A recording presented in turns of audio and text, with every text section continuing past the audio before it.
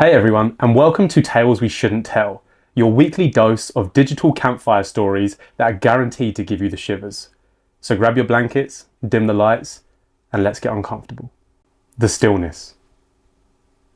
The first time it happened, Elias dismissed it as a trick of the mind, a neutral misfire in a brain already waterlogged with grief. He was standing at the kitchen sink, staring out at the grey, weeping sky, a half-washed mug in his hand. The sound of rain, a steady rhythmic drumming on the roof, simply stopped. Not faded, but seized, as if a celestial finger had been pressed on the world's lips. The water droplets tracing paths down the window pane froze mid-streak. A lone bird, a crow, hung suspensed in the air, its wings locked in a powerful downstroke. The silence was absolute, a heavy velvet blanket smothering everything. Elias's own breath caught in his throat. He could feel his heart hammering against his ribs, a frantic, isolated drumbeat in a world of perfect silence. He stood paralysed for a handful of seconds that stretched into an elastic eternity.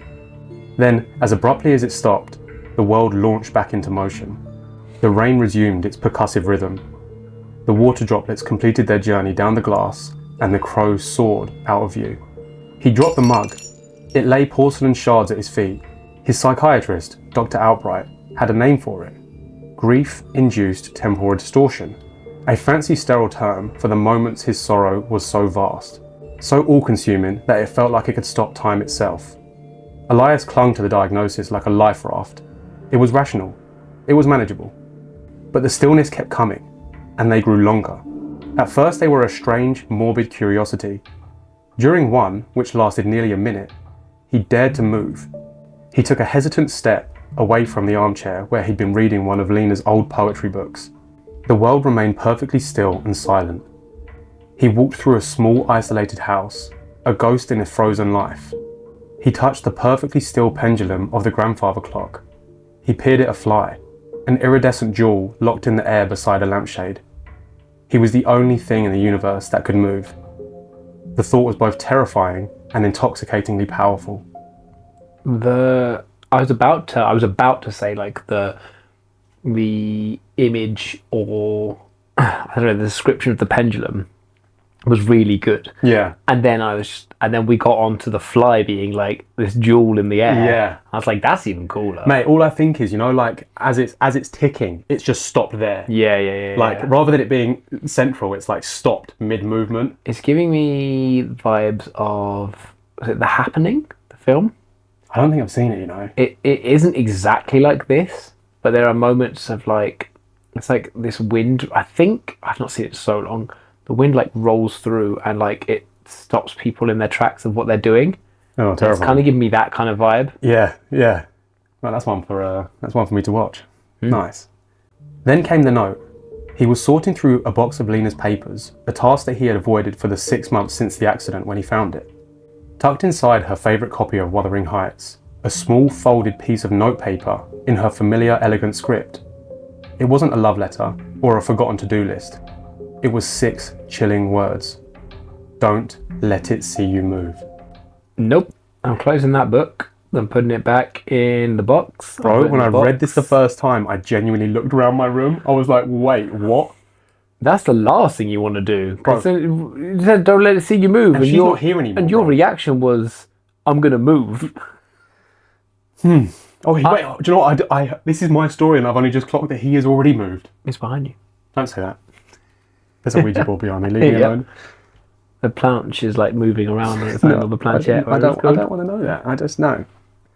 It's written out 0121. 21? Nice. The rational explanation began to fray at the edges. This was a note from before the accident, before the stillness had begun. Or had they? Had Lena experienced them too?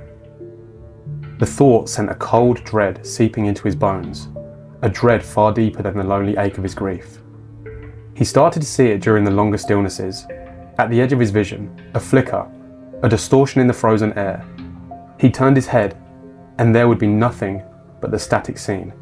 But the feeling of being watched, a primal ancient fear, began to take root in the fertile soil of his isolation. The psychiatrist's words became a hollow echo. This wasn't grief. Grief was a shadow of something lost. This felt like the presence of something found. One evening, a stillness descended that felt different. It fell as he was walking down the hallway towards the living room, the dim light from the lamp casting long, frozen shadows. He stood, his hands hovering over the light switch, his breath pluming silently in the cold air. He scanned the familiar, static scene of his living room. The armchair, the cold fireplace, the window showing a world of suspended twilight. And there, in the corner of the room, partially obscured by the wilting fiddle leaf fig that he had forgotten to water, was a shape. It was tall and impossibly thin, a slash of deeper darkness against the gloom. It wasn't a man, not precisely.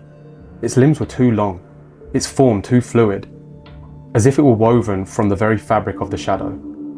It was perfectly still, like everything else, but unlike the fly or the dust, its stillness felt intentional, poised, aware. Elias's blood ran cold. Don't let it see you move. Lena's words screamed in his mind. He was 20 feet away. He wanted to run, to scream, to break the spell of silence, but he was paralyzed by fear, so absolute it felt like a physical restraint.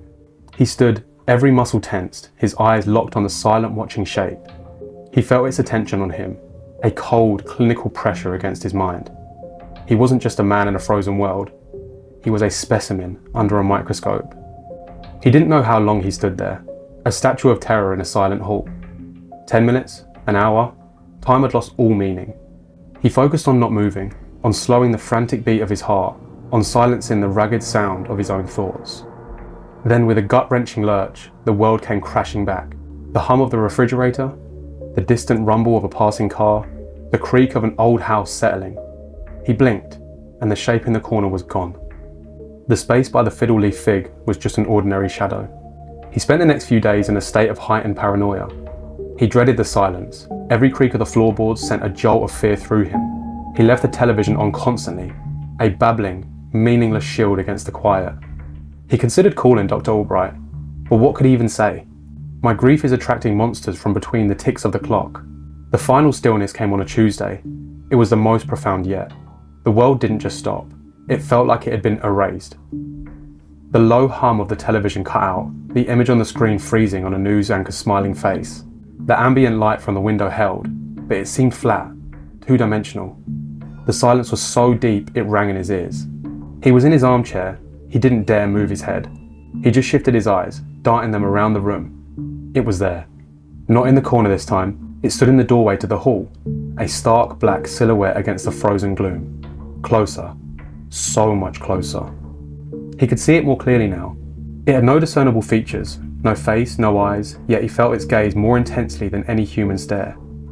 It was a void in the shape of a man, an absence given form. Elias held his breath, praying that the world would start again. The frozen face of the news anchor seemed to mock him with her static cheer. It doesn't see me, he thought. The thought itself was a frantic prayer. I'm still. I'm just part of the scene. A sad man in a chair. He remained a statue of flesh and bone for an eternity, his bladder screaming, his muscles cramping. His gaze was fixed on the figure in the doorway.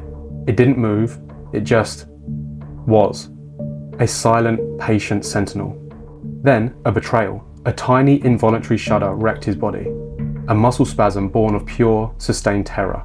It was a minute, insignificant movement, but in the perfect, absolute stillness, it was a cataclysm. Slowly, deliberately, the head of the shadow thing turned. It tilted, an unnatural, inquisitive gesture that broke the rigid lines of its form. It had seen him. The stillness shattered. The television bled back to life. The house creaked. The world outside breathed again. Elias gasped, sucking in air like a drowning man, his body trembling violently. The doorway was empty. He is still sitting in that chair. The television is still on, but he doesn't hear it. He doesn't see the images flickering on the screen. He only sees the empty doorway. He knows the stillness will return. It's a part of the world now, or perhaps a part of him. He is left with a chilling certainty that his grief has not stopped time, but has simply opened a door, and something has slipped through. He doesn't know what it wants. He doesn't know what will happen the next time it finds him. He is only left with one thought-provoking, terrifying question, echoing in the prison of his own mind. Is he being haunted? Or is he being hunted? And in the awful silent moments between the seconds, does it really make a difference? On countdown, yes. You idiot. Mate, That's a good story, man. I feel like I sweated reading that. Like, it made me... I've read it, obviously, before. Yeah. And I don't know why, but I feel like where I'm like... my reading voice and all that, it made me scared. It's that thing of like... It's that... You're never really scared of being alone. You're scared of not being alone. Yeah, that's that phasmophobia, isn't it? Yeah, like and the fear of the unknown. That's this, I guess. Like, you're already having this moment where like the protagonist is creeped out because the world keeps pausing. Stopping. Already creepy. Uncontrollably as well. And you think that like you're the only one that like is experiencing this. And then even without the note, which would be unsettling, say the least. note, you just reminded me of the note. You don't let it see you move. Man, he failed that mission. But he even without the note, just knowing that like when everything else pauses, there's one thing that you can't identify, and that's the only other thing in this faceless, like featureless, and it's faceless and but how do you know it's staring at you? Because that's not seeing it stare at you. That is a feeling of stare. Yeah. I'm gonna throw up. Please don't. It'll take ages to get out of the carpet. Oh, good God. But yeah, like that's a great choice of story. Mate, I really, really enjoyed that. Yeah, me too. Like like I said, I've read it, mate. I enjoyed it so much more reading it like that. Yeah. You know what I mean? Mad. Good work. What do you guys think? Yeah, mate. I don't know why I paused. Like I thought they could tell us. But that's in the comments if you like that one. I think that was a great one. The amount of times I've had comments that are like they'll watch my videos and then they reply as if they can hear me or as if I can hear them. Yeah. It's jokes, man. Thank you so much for watching this week's video, guys. We really hope you enjoyed it as much as we did. Yeah, 100%. It's so much fun doing this. And what would be even more fun is if you guys have written anything that you want us to feature, send it over to this man in a DM on Instagram and we'll see if we can make that happen. And as always, if you like the video, they need to like the video, don't they? Yeah, probably should. Yeah, just a little thumbs up. Just give it one of the old. What should they do? Well, I mean, if they're not, maybe a little subscribe. Nice. And we will see you on the next one. Peace.